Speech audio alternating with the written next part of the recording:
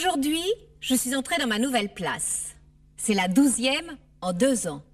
Me voilà en Normandie, au Mesnil-Roi. Ce n'est pas la première fois que je suis engagée en province. Il y a 4 ans, j'y ai fait une place. Oh, pas longtemps.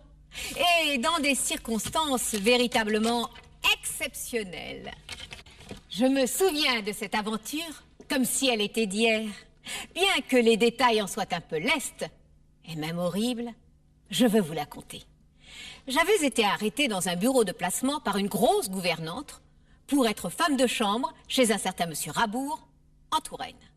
Les conditions acceptées, je pris le train le jour prévu. Un cocher m'attendait à la gare. Durant le trajet jusqu'à la propriété, le cocher m'étonna fortement.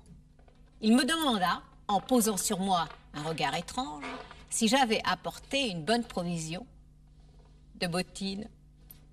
J'étais intriguée. Cette question ne rimait à rien. Je jugeais bon de ne pas poursuivre la conversation. Arrivée à la maison, la gouvernante, qui ne m'avait déjà pas plu au bureau de placement, me dégoûta instantanément. Je lui trouvai l'air répugnant d'une vieille maquerelle. Elle me fit attendre dans un petit salon afin d'aller prévenir monsieur qui voulait me voir avant que je ne commence mon service. Tantôt, je souffrais plus encore que de coutume. Je ressentais une douleur si aiguë que c'était à croire qu'une bête me déchirait avec ses dents, avec ses griffes, l'intérieur du corps.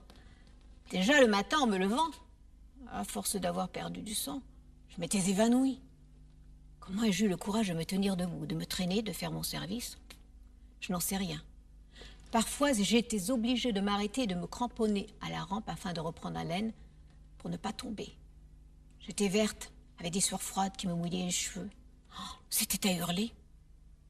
Mais je suis dure au mal, et j'ai cette fierté de ne jamais me plaindre devant mes maîtres. Madame me surprit à un moment où je pensais défaillir. Tout tournait autour de moi. La rampe, les marches, les murs. Qu'avez-vous? Je n'ai rien. Si vous n'avez rien, pourquoi ces manières-là? Je n'aime pas qu'on me fasse des figures d'enterrement. Vous avez un service très désagréable aujourd'hui. Ma fille. Malgré ma douleur, je l'aurais giflé.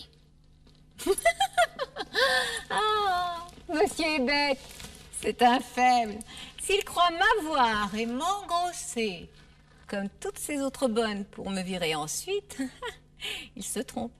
Il n'est vraiment pas malin, car il n'a pas compris le genre de femme que je suis. De plus, il ne me plaît pas du tout. Je ne le désire pas.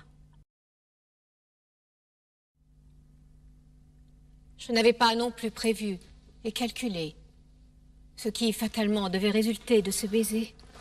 Mais voilà, lorsqu'un homme me tient, aussitôt la peau me brûle et la tête me tourne. Je deviens ivre, je deviens folle, je deviens sauvage. Je n'ai plus d'autre volonté que celle de mon désir. Je ne vois plus que lui, je ne pense plus qu'à lui. Et je me laisse mener par lui docile et terrible, jusqu'au crime. Ah, ce premier baiser de Monsieur Georges, l'ingénuité passionnée de tous ses gestes, et l'émerveillement de ses yeux devant le mystère enfin dévoilé de la femme et de l'amour. Dans ce premier baiser, je m'étais donnée toute, avec cet emportement, cette fièvre, cette volupté inventive dure et brisante, qui dompte, assomme tous les mâles, même les plus forts, et leur fait demander grâce. Mais l'ivresse passée, lorsque je vis le pauvre et fragile enfant, haletant, presque pâmé dans mes bras, j'eus un remords affreux, du moins la sensation, et pour ainsi dire l'épouvante, que je venais de commettre un meurtre. Certains malades ont une puissance amoureuse que n'ont point les autres hommes, même les plus forts. Durant les 15 jours qui suivirent cette mémorable nuit délicieuse et tragique, ce fut comme une sorte de furie qui s'empara de nous, qui mêla nos baisers, nos corps, nos âmes, dans une étreinte, dans une possession sans fin. Nous avions hâte de jouir pour tout le passé perdu. Nous voulions vivre presque sans un repos, cet amour dont nous sentions le dénouement proche, dans la mort. Mais il en voulait encore. Un revirement subit s'était opéré en moi. Non seulement je n'éprouvais plus de remords, mais lorsque Monsieur Georges faiblissait, je savais, par des caresses nouvelles et plus aiguës, ranimer pour un instant ses membres brisés. Il en redemandait toujours. Mon baiser avait quelque chose de sinistre et de follement criminel. Sachant que je tuais Georges, je m'acharnais à me tuer moi aussi, dans le même bonheur et dans le même mal. Délibérément, je sacrifiais sa vie et la mienne. Mais ce qui devait arriver, arriva. Maintenant, nous sommes dans le petit café. Joseph a rajeuni. Il n'est plus courbé ni lourdeau. Ses épaules qui m'effrayaient ont pris de la bonhomie. Sa nuque, parfois si terrible, a quelque chose de paternel et de reposé.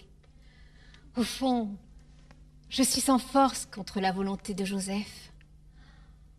Joseph me tient, me possède comme un démon. Et je suis heureuse d'être à lui. Je sens que je ferai tout ce qu'il voudra que je fasse. Et que j'irai toujours où il me dira d'aller. Jusqu'au crime.